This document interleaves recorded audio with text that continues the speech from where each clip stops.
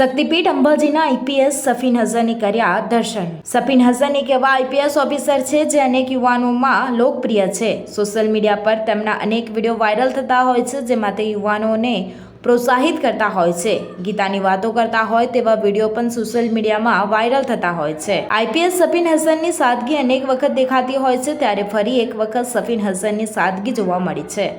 શક્તિપીઠ અંબાજીમાં તેમણે પરિવાર સાથે સામાન્ય માણસની જેમ જ દર્શન કર્યા હતા। શક્તિપીઠ અંબાજીના જે શક્તિ, ભક્તિ અને આસ્થાનું પ્રતીક છે, માં સમક્ષ શીશ ઝુકાવવા માટે ઘણા બધા નેતાઓ, અભિનેતાઓ અને વીઆઈપી આવતા હોય છે, એટલે કે એની ચર્ચા પણ થતી હોય છે। પણ આજે અંબાજીની ચર્ચા એટલી થઈ રહી છે કે કારણ કે સૌથી નાની ઉંમરના આઈપીએસ સફીન હસન આજે મા અંબાના દર્શને પહોંચ્યા છે।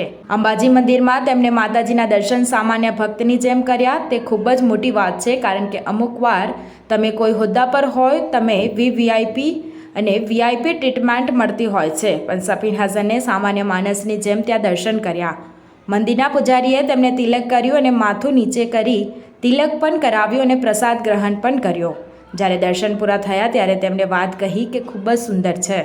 તેમણે કહ્યું કે હું 3 વર્ષ પહેલાં જ્યારે મારું ભાવનગર ખાતે પ્રથમ પોસ્ટિંગ થયું ત્યારે મા અંબાના દર્શને આવ્યો હતો, પછી 3 વર્ષ બાદ આજે માતાજીના દર્શને આવ્યો છું। સ્ટાર ન્યૂઝ 7 હંમેશા સચ્ચાઈની સાથે।